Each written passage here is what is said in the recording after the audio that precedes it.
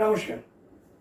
School of law practice থেকে প্রদীপ কুমার দাশগুপ্ত। আজকে আমরা এপিসোড 9 আরম্ভ করছি।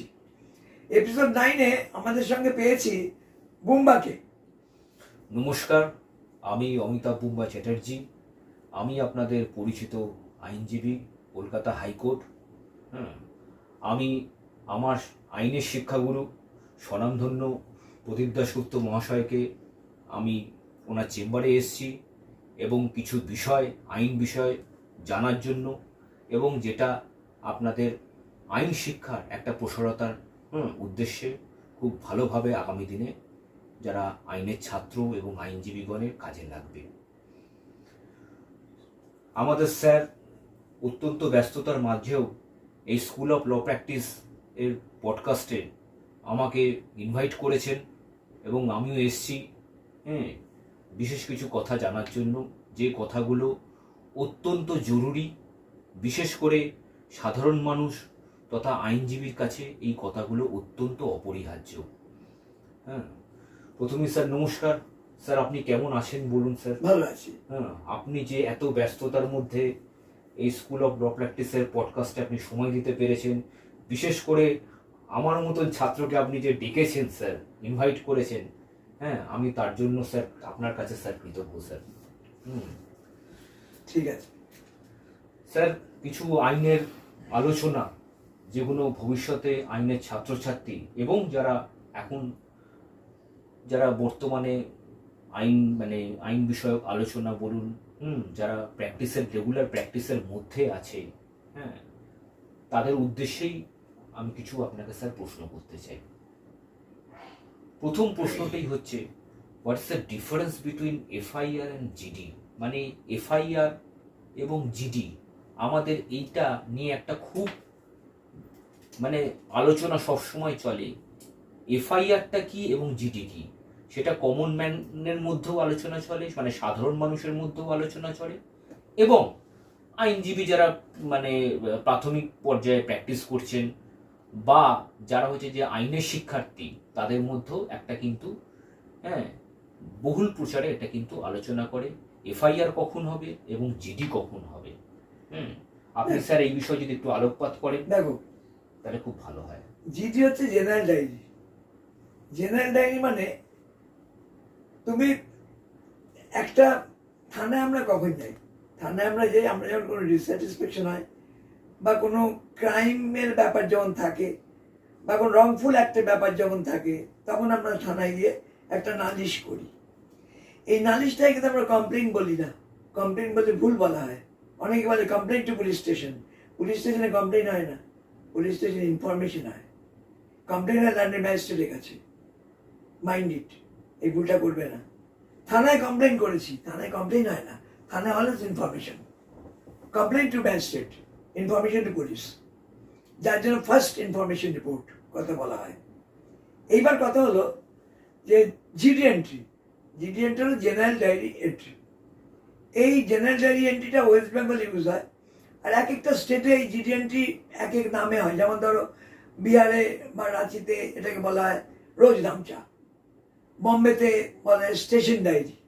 এরকম এক একটা জায়গায় এক এক রকম ভাবে ইউজ হয়। কিন্তু ব্যাপারটা সেকশন 155 বলা হচ্ছে আমরা অফেন্সটাকে যদি দুভাবে ভাগ করি। একটা অফেন্সকে দুভাগে ভাগ করা যায়, একটা হলো নন কগনিজেবল অফেন্স, একটা হলো cognizable offence.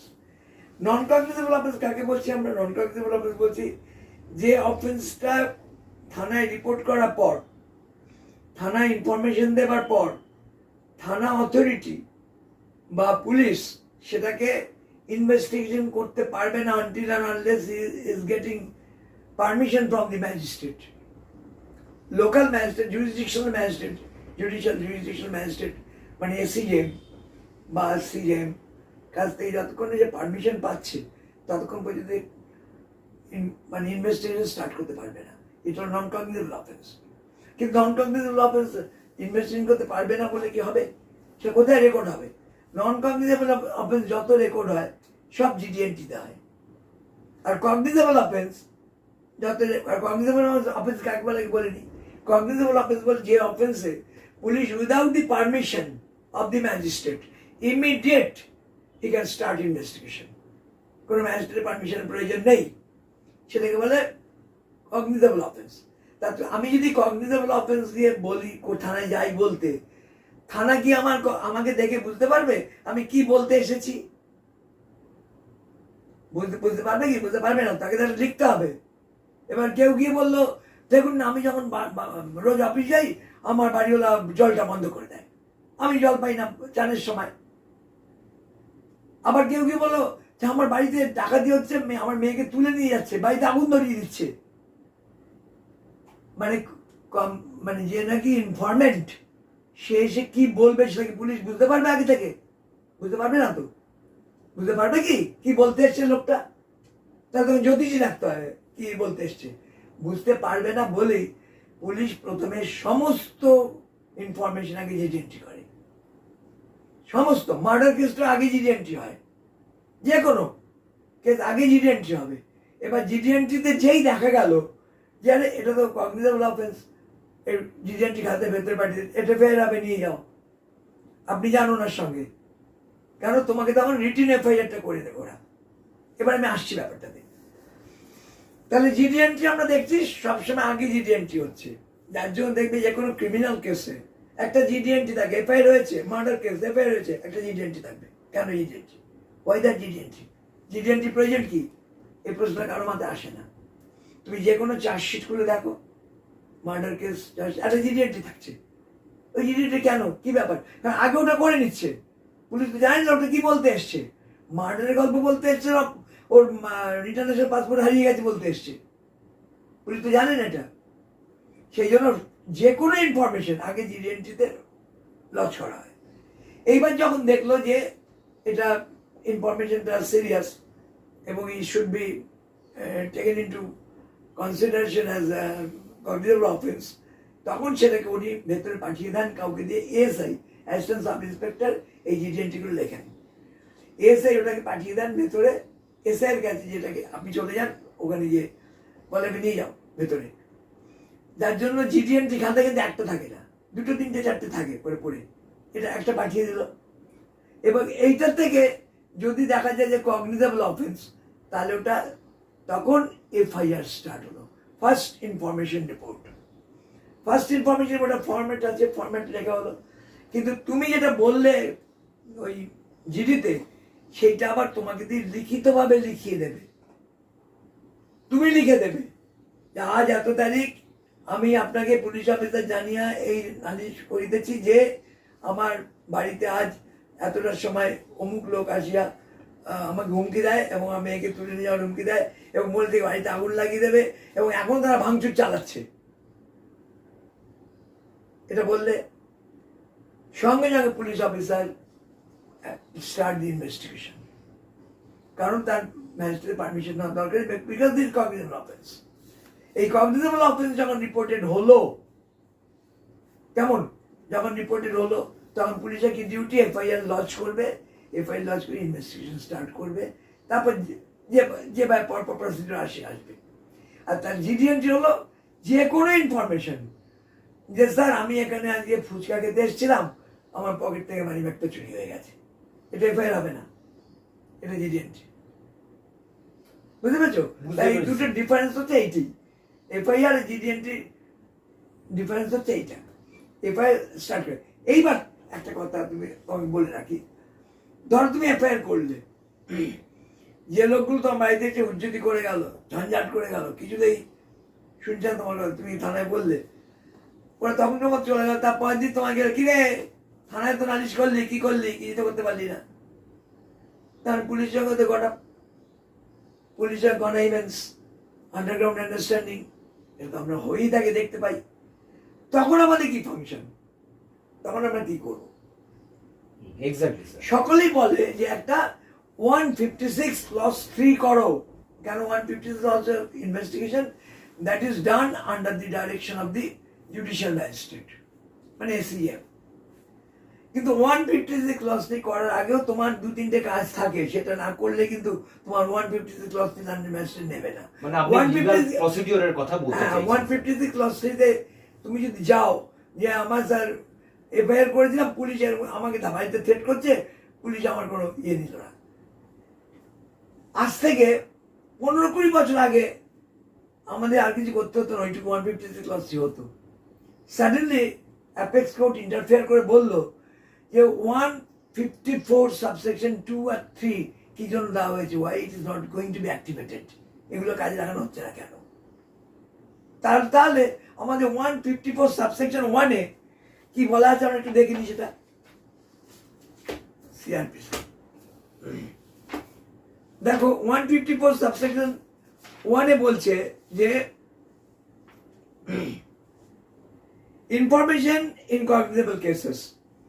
Every information relating to commission of cognizable offence, if given orally to an officer in charge of the police station, shall be reduced into writing by him under his direction, and be read over to the informant, and every such information, whether given in writing, reduced to writing as aforesaid, shall be signed by the person giving it, and substance thereof shall be entered into a book to be kept by such officer in such form of state government may prescribe in this behalf.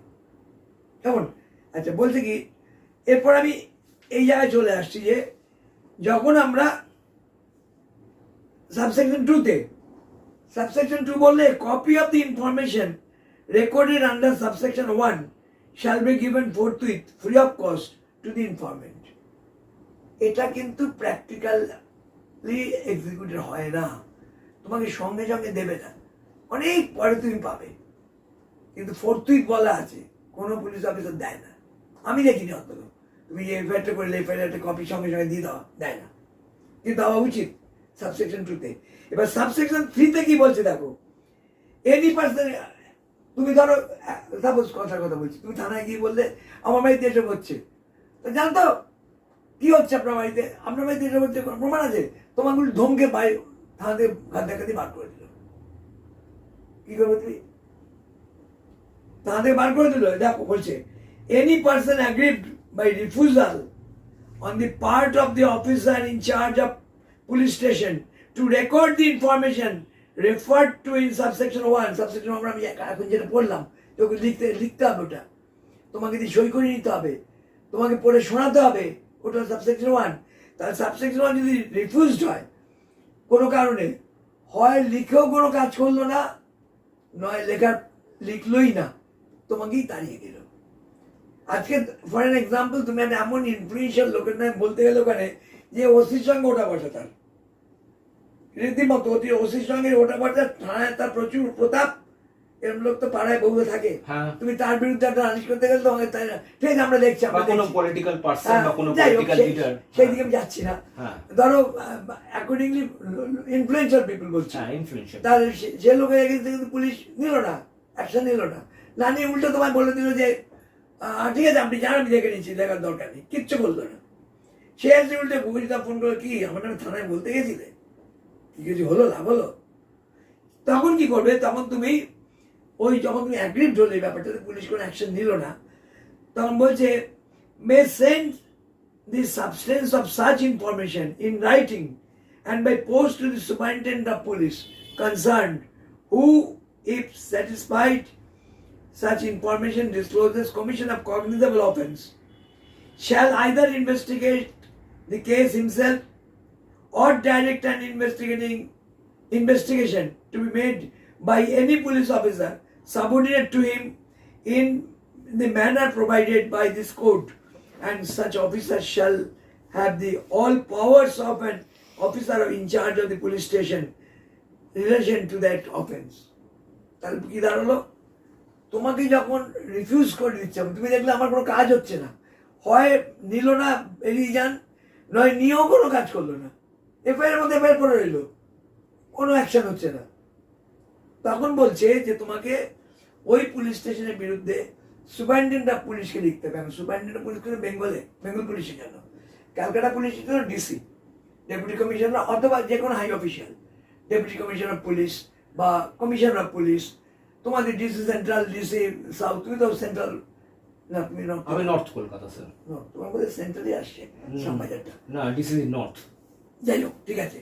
যাই হোক, আমি police কমিশনারকেও তো লিখতে হ্যাঁ, পারি। আলবাত any high official, any high অফিসিয়ালকে জানালে যে আমি এরকম একটা ঘটনা পুলিশকে জানিয়েছিলাম বাই দি এফআইআর। তোমাকে আমি জানাচ্ছি under provision of section 154 subsection 3 তে যে তারা কোনো কাজ করলো না, এবার তুমি এটার অ্যাকশন নাও, তুমি জানালে। তখন সে কি করবে? তখন সে করবে, এখানে আইনে বলছে যে লেজিসলেচারের ইন্টেনশন হচ্ছে তখন সে আইদার হিমসেলফ, সে নিজে, অথবা সে কোনো অফিসার এনগেজ করবে যে নাকি হ্রাস করবে সেই প্রত্যেক পুলিশ স্টেশনে। সেই পুলিশ স্টেশনে গিয়ে তাকে পাওয়ার দেওয়া হচ্ছে সেই পুলিশ স্টেশন ওসির power. He is getting the power of OC of that police station, mind it. ওই পুলিশ স্টেশন যাবে, ওখান থেকে এসকর্ট নেবে, এসকর্ট নিয়ে সেখানে চলে যাবে ও যে জায়গায় ঘটনা ঘটেছিল, সেখানে গিয়ে সে এফআইআর ড্র করে অ্যাকশন নেবে। এইবার দেখা গেল এই আইনটা তো বলা আছে 154 সাবসেকশন 3, যার জন্য অ্যাপেক্স কোর্ট 154 সাবসেকশন 1 করেই আমরা চলে যেতাম আগে, অনেক বছর আগে, 20-30 বছর আগে যখন চলে যেতাম 154 একটা জিডিএ একটা এফআইআর করে আসুন, তারপর দিনে 156 ক্লজ 3 করে দিতাম। এখন সে নেয় না। অ্যাপেক্স কোর্ট ইন্টারফেয়ার করলে তোমার থেকে প্রভিশন, তুমি যাচ্ছ না কেন? 154 সাবসেকশন 3 তুমি অ্যাভেল করছো না কেন? যার জন্য এখন কম্পালসারিলি তুমি যদি 156 ক্লজ 3 করতেও চাও, তোমাকে এই প্রভিশনটা করতে হবে, তোমাকে একটা হাই অফিসারকে জানাতে হবে সিমিলার চিঠি দিয়ে যে আমি এই ঘটনা ঘটেছিল, আমি নালিশ করেছিলাম, police did not take any action, therefore আমি তোমায় জানাচ্ছি ইউ টেক অ্যাকশন। ওর এই যে অ্যাকশনগুলো হওয়া উচিত, কিন্তু ও যদি না নেয় সেটা, তাহলে তখন তুমি এইবার 156 সাবসেকশন 3 অফ ক্রিমিনাল প্রসিডিওর কোডে তুমি গিয়ে কোর্টকে নালিশ করবে। যদি এই সেকশনগুলো তুমি জানো বলে জুলাই মাসে 1 তারিখ থেকে চেঞ্জ হওয়ার, সেটা কন্ট্রোভার্সি, এক একটা স্টেট এক এক রকম বলছে, আমি শুনছি এদিক ওদিক, যেটা হয়তো 1 জুলাই থেকে না হয়ে এফেক্টেড হতে পারে, এরকম একটা, সেটা গল্প পড়ে। তাহলে এবার দেখা গেল যে 156 ক্লজ 3 অ্যাপ্লিকেশনটা কীভাবে এলো, এবং আমরা যে এফআইআর করলাম, এফআইআর পরে যে পুলিশের ডিউটি সেগুলো পুলিশ কিন্তু করে না। তুমি যদি কারোর নামে নালিশ করো, বা তুমি যদি, আমি ধরে নিলাম তুমি তোমার নালিশটা শুনলো না, পুলিশ কোনো নোটিশই নিল না, ওটা কেয়ারই করলো না, তখন তুমি হাই অফিসারকে জানালে, হাই অফিসারও না কিছুই করলো না, তখন তোমার রাস্তা খুলে গেল আদালতে গিয়ে 156 ধারায় ভারতীয় ফৌজদারি কার্যবিধি, নতুন নাম, একটা বিশাল নাম এসছে, জানি না, দেখতে হবে ওটা কি নাম, কি নাম, যে সংহিতা না কি বলছে, ভারতীয় ন্যায় সংহিতা, ভারতীয় ন্যায় সংহিতা, ওই ধরনের ওইটা ওই আইনে বলে তুমি, অনেক সেকশন আলাদা হয়েছে, ওই আইনে বলে তুমি গিয়ে ওখানে এই কাজটা করতে পারবে। কোর্টে জানলে তখন কোর্ট করবে কি, কোর্ট তোমার যে নালিশটা, ওই নালিশটা কিন্তু খুব সুন্দর করে গুছিয়ে লিখতে হবে তোমার। That petition of complaint to the magistrate will be considered as FIR. Magistrate order দেবে, এই অ্যাপ্লিকেশন থেকে তুমি এফআইআর ধরে নিয়ে ইনভেস্টিগেশন স্টার্ট করো ইমিডিয়েটলি, পুলিশ তখন স্টার্ট করতে বাধ্য। এবং সেটা উইদিন 30 days। মাঝখানে কি হতো, এই রিপোর্টটা দিত না, সুপ্রিম কোর্ট ইন্টারফেয়ার করে বললে উইদিন 30 days, 30 দিনের মধ্যে এটা ডিসাইড করে ফেলবে কি হচ্ছে, তুমি কোর্টকে 30 দিনের মধ্যে জানাবে, পুলিশকে একটা স্ট্যাটাস রিপোর্ট দিতে হবে। এইটা হয়ে গেল তোমার মোটামুটি ধরো মানে জিডিএনটি আর এফআইআর এর মধ্যে ডিফারেন্সটা।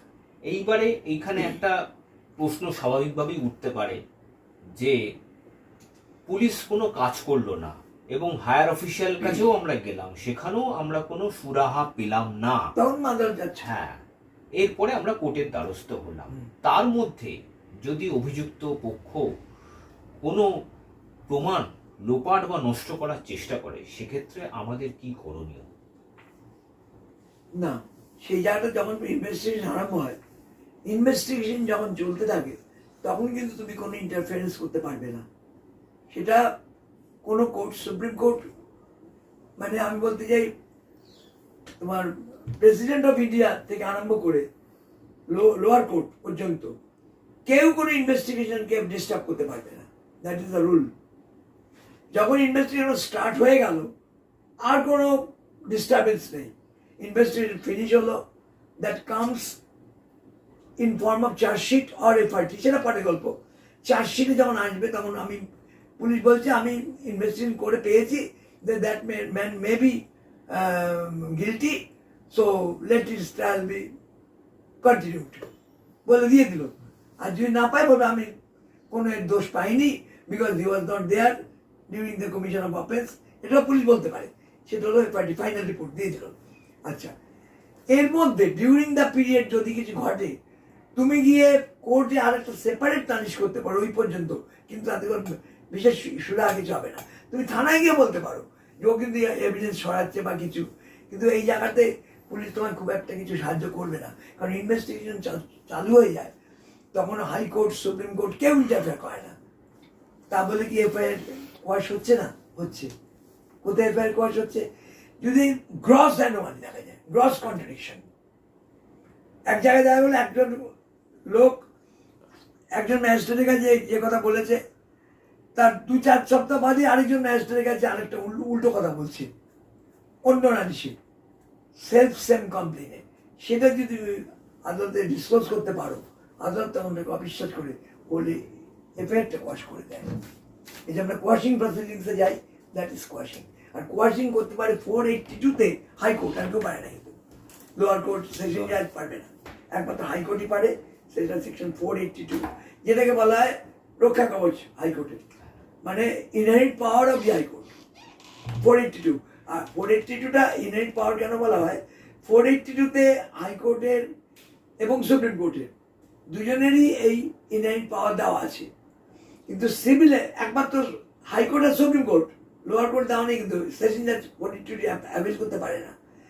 কিন্তু সিভিল প্রসিডিউর কোর্টে 151, সে লোয়েস্ট কোর্ট থেকে আরম্ভ করে সুপ্রিম কোর্ট অব্দি সবাই 151, ওটা হলো ওদের আবার রক্ষা কবচ, অর্থাৎ যেটাকে বলা হয় ইনহেরিট পাওয়ার। ইনহেরিট পাওয়ার হচ্ছে 151 সিভিলে, আর ক্রিমিনাল হচ্ছে 482। 482 তুমি বলতে পারো এই ইনভেস্টিগেশন চলতে পারে না। This is the reason. খুব কম ক্ষেত্রেই দেখা যায় ইন্টারফেয়ার করে কোর্ট, যদি কোর্ট সিরিয়াস গ্রস কিছু না পায়। ফর অ্যান এক্সাম্পল, ধরো তোমার নামে একটা বলা হলো তুমি খুন করেছো, তুমি হাইকোর্টকে গিয়ে দেখালে হাউ ক্যান বি পসিবল, দেখো আমি এখানে ছিলাম না, এই দেখো আমার ভিসা এবং আমার পাসপোর্ট, 17 তারিখে বলছি খুন করেছে, আমি 13 তারিখে চলে গেছি আমেরিকা, আমি ফিরেছি 22 তারিখে, আর 13 তারিখে আমার নামে খুনের চার্জ এখানে, কি করে সম্ভব? আমি তো ওখানে স্ট্যান্ড বাই রয়েছি। দেখা গেল সমস্ত রিপোর্ট নিয়ে, হ্যাঁ তুমি ওখানে রয়েছো, তুমি ওই তারিখে গেছো, এই তারিখে এসছো, মাঝখানে আসোনি, তখন ওটা হাইকোর্টে কোয়াশ করে দেবে কেসটা। মানে তোমাকে সলিড কিছু গ্রাউন্ড না দেখালে ইনভেস্টিগেশনকে ডিস্টার্ব করে না, দ্যাট ইজ দ্য রুল। এবার ইনভেস্টিগেশনের একটা প্রসঙ্গে আমরা আসছি, যে সোর্স হলো বা পুলিশের সোর্স বা যে কোনো ল এনফোর্সমেন্ট এজেন্সি যেরকম সিবিআই, ইডিআই, এবং আমরা পুলিশকে জানি তারা সোর্স খুব ইউজ করে বা ব্যবহার করে, এটা একটা ইনভেস্টিগেশনের পার্ট। হ্যাঁ, তা ডিউরিং আপনার হচ্ছে যে কোর্ট প্রসিডিংস, হ্যাঁ, বা ট্রায়াল প্রসিডিং এ আমরা সোর্সের নাম কেন জানতে পারি না বা সোর্সের সম্বন্ধে কেন জিজ্ঞাসা করতে পারি না, হ্যাঁ, কোনো পুলিশ প্রশাসনকে, এখানে আমাদের বাধাটা স্যার কোথায়? আইনগত স্যার বাধাটা কোথায়? আইনগত বাধাটা বলছি, এটা প্রিন্সিপালটা আসছে ব্রিটিশ আমল থেকে। ব্যাপার হচ্ছে পুলিশ যদি ইনভেস্টিগেশন সোর্স না থাকে পুলিশের, পুলিশ ইনভেস্টিগেশন করতে পারবে না। ডাকাতি হয়ে গেল, খুব বড় ডাকাতি, কোন ডাকাত কোথা দিয়ে কি করছে না করছে, পুলিশের যেটাকে আমরা বলি খোঁচর বলে কথা আছে না? হ্যাঁ, ব্রিটিশ আমল থেকে একটা খোঁচর আছে। খোঁচর বৃত্তি, এই যে ইনফরমেন্ট কিন্তু ভুল ল্যাঙ্গুয়েজ, ইনফরমেন্ট তোমার কাছে পুলিশের কাছে গোপনে খবর দেয়, পুলিশ ডেকে পাঠায়, দেখ ওরা কিন্তু এর জন্য টাকা পায়, হোয়াইট মানি এটা, মানে গভর্নমেন্ট একটা টাকা বরাদ্দ করে। ইভেন তোমায় বলে রাখি, কোনো যদি ইকোনমিক অফেন্স হয় তার 10% ওরা পায়। তুমি বললে যে আজকে বললে যে তোমার বন্ধু ধরো সজলের বাড়িতে আজকে পাওয়া যাবে গেলে 50,000 কোটি টাকা, পুলিশ চলে গেল ওখানে এবং পাওয়া গেল টাকাটা, you will get 10% of it. সেটা প্রমাণিত That is হলে white. হ্যাঁ, টাকা পেলো তো, প্রমাণটা মানে আবার কি, টাকা তো পেলো বাড়িতে গিয়ে, চৌবাচ্চা থেকে, খাটের তলা থেকে, রান্নাঘরের টাক থেকে, তবে পেলো, তার 10% তুমি পাবে। আচ্ছা স্যার, এরকম হোয়াইট মানি। কিন্তু তোমার নাম কেউ জানতে পারবে না, কারণ তোমার নাম জানলে কি তোমার রিস্ক হয়ে গেল, তোমার লাইফ রিস্ক হয়ে গেল। মানে নামটা তাদের প্রকাশ করা হয়। সেরকম পুলিশ যদি তাদের সোর্সটা ডিসক্লোজ করে দেয়, তাহলে তো লাভ হবে না কিছু, তাহলে সর্বনাশ হয়ে যাবে, পুলিশ আর কোনোদিন পাবে না। যার জন্য তুমি যে কোনো ট্রায়ালে পুলিশকে কোশ্চেন করতে পারো না যে আপনি কি করে জানলেন যে ওখানে ডাকাতি হচ্ছে, আপনি যে পৌঁছে গেলেন। কোর্ট তো বাদ দেবে। This question is barred by section 122 of Evidence Act or 124 of Evidence Act. দেখো 123 কি বলছে? 123 বলছে evidence as to affairs of the state. বলছে ধরো নবান্নতে একটা মিটিং হলো, সে মিটিংয়ে বলা হলো আমরা এই কাজগুলো করব, that should not be disclosed. সেটা কোনো অফিসার কিন্তু ডিসক্লোজ করতে পারবে না আনলেস আর until he gets any order from his high official. এই সিক্রেসি মেনটেন হচ্ছে, এটাকে বলা হচ্ছে evidence as to affairs of the state. No one shall be permitted to give any evidence derived from the unpublished official record relating to any affairs of the state except with the permission of officer at the head of the department concerned, who shall give and or withhold such permission as the things fit. এটা আমার section 123 বর্তমান, নতুন যে আইন আসছে সেটা 130 section 130। তাহলে এই কারণে যেমন হচ্ছে না। আবার at the same time official communication. No public officer shall be compelled to disclose communication made to him in official confidence when he considers that public interest would be suffered by the disclosure. For an example, ধরো আজকে দেখা গেল যে কালীঘাট মন্দিরের সামনে কিছু গরুর মাংস পড়ে আছে, কেমন একজন পুলিশ অফিসার দেখলো, দেখে সে তাড়াতাড়ি ওটাকে ক্লিন করে নিয়ে চলে গেল, কিন্তু এটা ডিসপোজ করবে না। কোন ভাই ডিসপোজ না হয়, কারণ ডিসপোজ রাত বেঁধে দিতে পারে, কমিউনাল একটা আপনার ওই জন্য ওটা একদম ডিসপোজ করবে না। এইটা অফিসিয়াল কমিউনিকেশন বলছে, তুমি ডিসপোজ করতে পারো না। 131 বলছে information as to commission of offence. এই কমিশন অফ অফেন্স মানে no magistrate or police officer shall be compelled to say whence they got any information as to the commission of any offense, and no revenue officer shall be compelled to say whence he got the information as to the commission of any offense against the public revenue. তাহলে section 125 বললো information of commission of offence ম্যাজিস্ট্রেটও disclose করবে না, পুলিশও disclose করবে না। এই জন্য সোর্স বলে না কেউ কাউকে, বুঝতে পারছো ব্যাপারটা? সোর্স কেন না? তুমি এই ধরনের কোশ্চেন করতে যাও যে আপনি কি করে জানলেন যে ওই বাড়িতে 50,000 কোটি টাকা আছে, বলবে না তোমাকে, কারণ বলবে না, কোর্টই বলবে বার্ড বাই ল। অন্য কোশ্চেন করুন, this question stands inadmissible in view of section 125, 124 বলে দেবে তোমাকে, কোর্টই আটকে দেবে।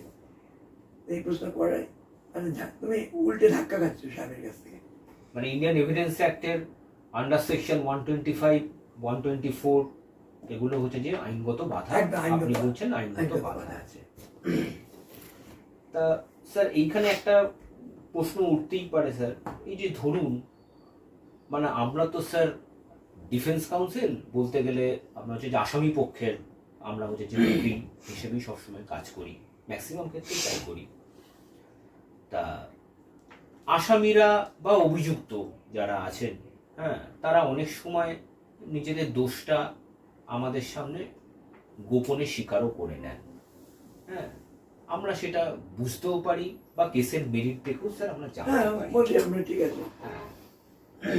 এবারে আমরা তাকে যেভাবে হোক বা যখন হোক আপনার হচ্ছে যে কোনো পদ্ধতি, আইনগত পদ্ধতির মাধ্যমে তাকে বরাবরই প্রোটেক্ট বা বাঁচানোর চেষ্টা করি। যে সে সম্পূর্ণরূপে কিন্তু নির্দোষ। হ্যাঁ, এবারে দেখা গেল কি যে আলটিমেট শেষ পর্যন্ত তার কনভিকশন হয়ে গেল, অর্থাৎ সে দোষী, তাকে দোষী সাব্যস্ত করলো, এবং সাজা দিল। হ্যাঁ, এবং মহামান্য কোর্ট তাকে দোষী সাব্যস্ত করলো এবং তাকে তার সাজা হলো। সে ফাঁসির সাজাও হতে পারে বা যাই, সাজা মৃত্যুদণ্ড হলো, বা হ্যাঁ। যাই হোক না, যাবজ্জীবন কারাদণ্ড সাজা হতে হলো। পারে। এবারে আমরা যে স্যার মানে পুরো ট্রায়ালটা, হ্যাঁ, পুরো যখন বিচার প্রক্রিয়া যখন চলছে, সেই বিচার প্রক্রিয়ায় পুরো বলে গেলাম, হ্যাঁ, যতজন সাক্ষীকে আমরা জেরা করছি, হ্যাঁ, বা কোর্টের প্রসিডিংয়ে আমরা সম্পূর্ণরূপে তাকে নির্দোষ প্রমাণ করার চেষ্টা করলাম, অথচ কোর্ট সমস্ত সাক্ষ্য প্রমাণের বেসিসে তাকে যখন দোষী সাব্যস্ত করলো এবং সে যখন দোষী হয়ে গেল, তার সাজা হলো, কোর্ট আমাদেরকে কেন প্রশ্ন করলো না যে আপনি এই আসামিকে বা এই অভিযুক্তকে যখন এতদিন ধরে আপনি নির্দোষ বলে এসছেন, আপনার কেন শাস্তি হবে না? এটার ব্যাপারটা হচ্ছে, এটা প্রত্যেক advocate is guarded and protected by section 126 of Evidence Act 126 126 বলছে 126 বলছে ক্লায়েন্ট ডিউরিং দি কনসালটেশন, এটা একটু সময় লাগবে বলতে, আমি তো বলে দিচ্ছি ঠিক আছে, যে একটু ডিটেইলে স্যার এক্সপ্লেইন করুন আমাদের স্কুল অফ ল প্র্যাকটিসের। আমি ক্লায়েন্ট তোমাকে যা বলবে তোমার চেম্বারে বসে, that should be kept secret to all. আজকে ফর এন এক্সাম্পল ধরো, তোমার ক্লায়েন্ট এসে বলছে, আরে ব্যাংক ডাকাতি তো আমি করলাম, এরকম ভাবে আমার সঙ্গে 4 জন ছিল, তারাও টাকা পয়সা নিয়েছে, টাকা পয়সা আমরা ওখানে রেখেছি। ফর এক্সাম্পল, তোমার সেই দিন তোমার চেম্বারের পাশে পেছনে জানলার পেছনে দাঁড়িয়ে কোনো লালবাগ সিটিভিটির পুলিশ অফিসার ওটাকে রেকর্ড করে নিয়ে গেল। ওই রেকর্ডটা কোর্টে চালায়, দ্যাট ইজ ইনঅ্যাডমিসিবিলিটি এভিডেন্স, ওটা যাবে না কোর্টে। কারণ communication between client and advocate kept secret to all মানে president two বেগার, president of India থেকে ভিখিরি পর্যন্ত সবার কাছে ওটা গোপন রাখবে। তুমি বলতে বাধ্য নাও তোমার ক্লায়েন্ট কি বলেছে তোমাকে, মাইন্ড ইট। তার মানে তুমি ভারতীয় বলবে না কি বলেছে, that will be kept secret. এটাই 126 এর অ্যাটিটিউড। তাহলে তোমারকে যদি সে বলেও থাকে যে আমি অপরাধ করেছি, কখন তুমি তো অপরাধ, কখন তোমায় কোর্ট বলবে? ধরো তোমাকে এসে বললো, I have committed offence, I have committed bank dacoity, I wish to be defended by you.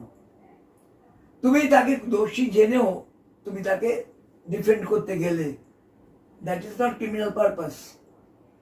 Criminal purpose কোনটা হবে?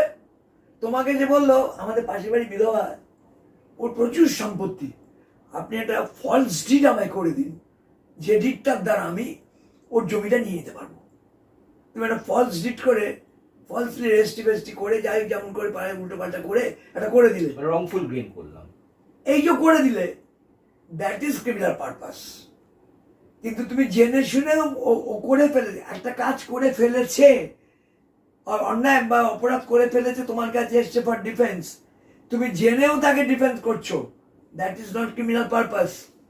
কিন্তু ক্রিমিনাল পারপাস হচ্ছে সেইটা, যেটা যখন তোমাকে বলছে যে আমি এই একটা ব্যাংক ডাকাতি করতে চাই, আমাকে তুমি একটা প্ল্যান দাও, কিভাবে ব্যাংক ডাকাতি করলে আমি ধরা পড়বো না। তুমি যদি সেই প্ল্যানটা দাও, that is criminal purpose, you will be arrested যদি প্রমাণিত হয়। কিন্তু ব্যাংক ডাকাতি করে এসেছি, আমাকে বাঁচাও, that is not the criminal purpose. বুঝতে পারলে? 126 এর এটা খুব বিউটিফুল একটা জায়গা, যেটা অনেকেই মানে হয়তো খেয়াল করেন না। সেটা এটা আপনি এক কথায় বলতে চাইছেন আইনজীবীদের এটা একটা রক্ষা কবচ। একদম একদম একদম, এইটার জন্য তো আমরা বেঁচে থাকি। এবার বলি, the any fact বলছে 126 subsection 2, any fact observed by any barrister, pleader, attorney or vokil in course of employment as such showing that any crime or fraud has been committed since the commencement of his employment, it is immaterial whether the attention of such barrister, pleader, attorney, vokil was not directed to such fact or on behalf of the client. The obligation stated in this section continues after employment is ceased. তোমার যদি appointment cancel করে দেয়, তোমাকে সব বলে টলে বললো sir আপনি টাকাটা ফেরত দিন, আমি আপনাকে দিয়ে কেসটা করাবো না, আমি অন্য লয়ের দিয়ে কেসটা করাবো, তুমি টাকা ফেরত দিয়ে দিলে, তোমার অ্যাপয়েন্টমেন্ট ক্যান্সেল হয়ে গেল, তাও তুমি বলতে পারবে না আন্ডার দি ল, ও আমার টাকা ফেরত দিয়ে দিল, দাঁড়া আমি বলছি ওরাই করেছে, তুমি বললে তোমার লাইসেন্স ক্যান্সেল করে দেবে বার কাউন্সিল। এটা বার্ড বাই ল, তোমাকে ক্লায়েন্ট যেটা বলবে সেই কথাটা তুমিই জানবে আর কেউ জানবে না, নোবডি উইল নো, কেউ জানবে না। কিন্তু এই কারণেই একমাত্র তোমার আমাদের আমরা protected from the disclosure of any discussion made by the client.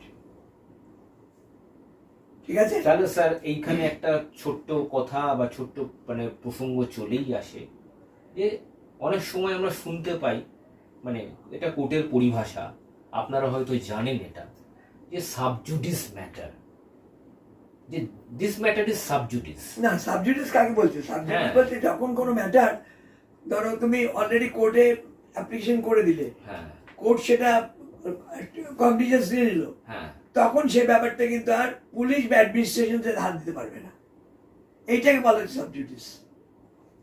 আগে কি ছিল? আগে ব্রিটিশ আমলে আগে যখন পুলিশ অ্যারেস্ট করতো তখন বলা হতো হয়তো ওয়ারেন সিং ফোন করলো, ওয়ারেন সিং ওকে ছেড়ে দাও, আমার ছেলে, ছেড়ে দেওয়া হলো। 1968 এর পর থেকে দুটোকে ডিভাইড করে দেওয়া হলো, administration judiciary. Administration, judiciary is the guardian of the administration. Administration cannot interfere the job of the judiciary, but judiciary can interfere in the job of the administration. এই তো দেখছো স্কুল শিক্ষার ব্যাপারে কোর্ট কিভাবে interfere করছে, কিন্তু administration court কেউ interfere করতে পারবে না, কিন্তু কোর্ট পাবে। তার জন্য কোর্টকে বলা হয় গার্ডিয়ান অফ দি কনস্টিটিউশন। ঠিক আছে, আজকে এই অবধি রইল। নমস্কার। হ্যাঁ, খুব ভালো লাগলো এই পডকাস্ট করে স্কুল অফ ল প্র্যাকটিসে। ভালো থাকবেন স্যার, নমস্কার, আপনাকে ধন্যবাদ স্যার।